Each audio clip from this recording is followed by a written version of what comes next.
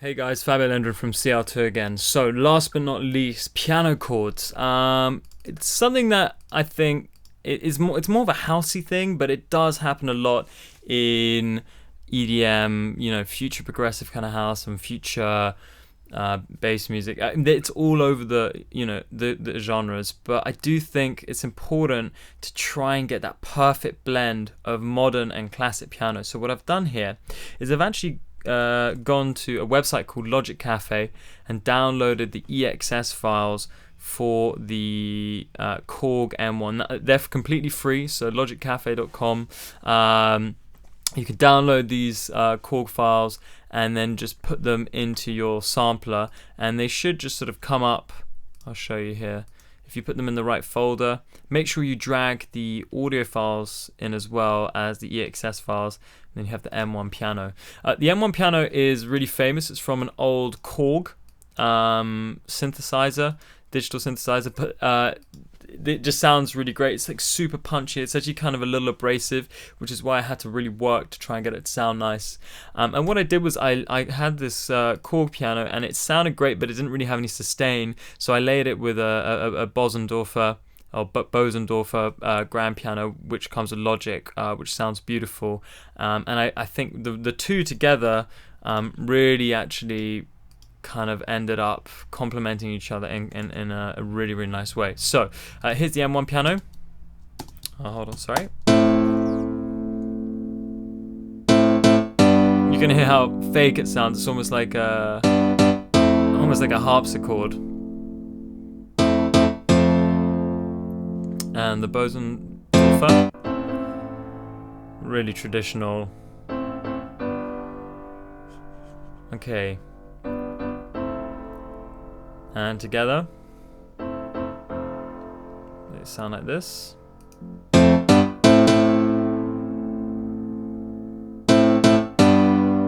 you're getting the punch from the M1 and the sustain from the Bosendorfer.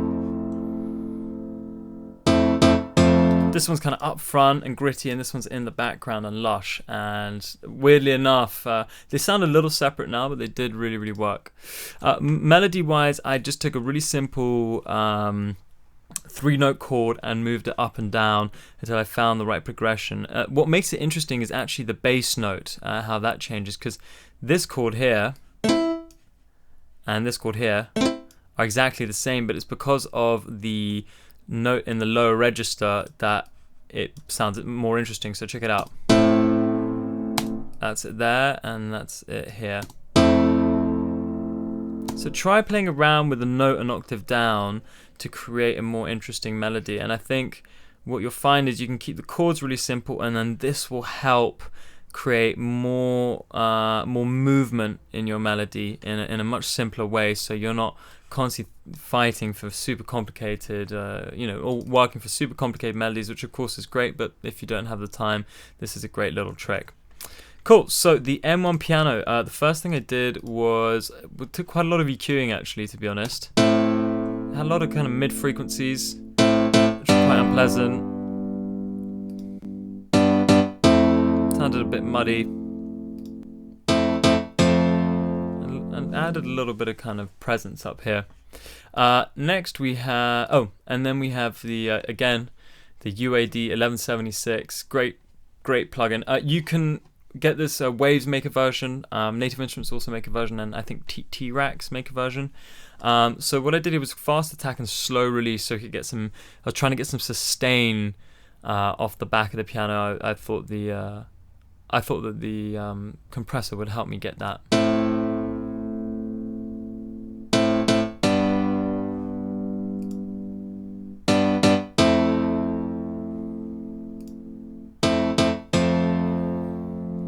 Also take control of the punchiness. The Bosendorfer, I just had a bit of simple EQ on here, just rolled off a lot of the low frequencies. And again, it kind of just had some weird low mids there. I think because of probably the room it was recorded in or something.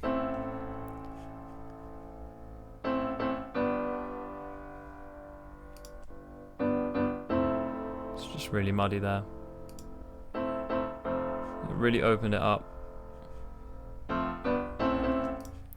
So next I use the UAD Ampex, which is a tape saturator. There are loads of great tape saturators out there, guys. This is just one of my favorites. I tend to use it on things like vocals and piano, and I just use it to kind of glue the two together. So check this out.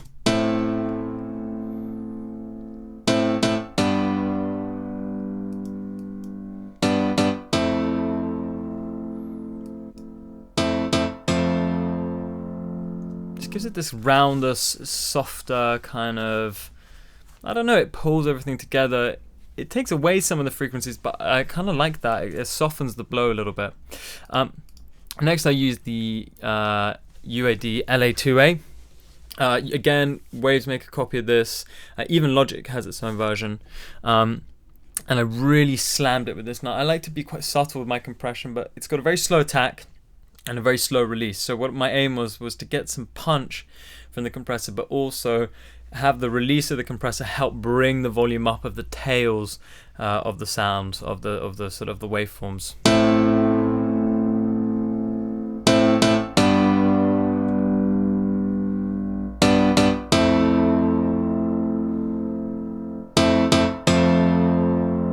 So without. See how it dies really quickly? I know this is a lot louder, but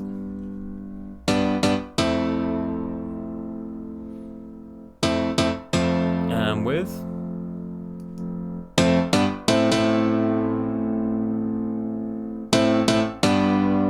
just the tails seem to last so much longer, and the sound, which I think is great. So sometimes, you know, try slamming it, see what happens, and if you know why you're slamming it, great, and if you don't, experimenting is always worth it. At the end of the day, you can always just reset the plugin if you want to. Bit of EQ, so again I felt there was some kind of mids that were bunching up together with the two pianos, gave it a bit of presence, and I took out some of these high frequencies that I thought the M1 was, they just felt uncomfortable.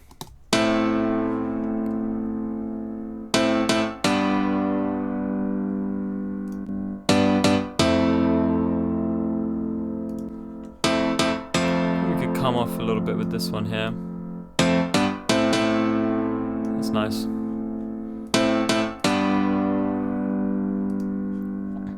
And before I turn on the filter, we did add some reverb. I used an EMT 250 this time, which looks like this. And I put a cut on the reverb just to make sure no low frequencies are coming through. It's not going to get messy.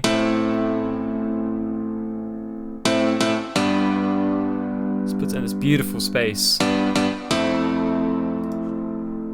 and the filter as well. So just imagine what it would be like in a breakdown or build up.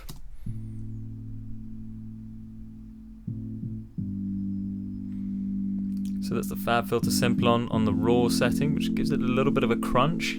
24 decibel per octave, a little bit of a resonance.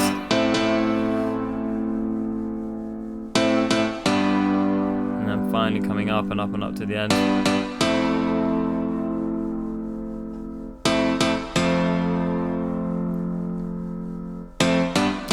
So there you have it, you know, the old school sound mixed with the new school, well, it's not the newest keyboard, but that kind of modern fake sound with a real sound, and how they can really work together to create something special for your build-up. Alright guys, I hope you enjoyed that, and I'll see you soon.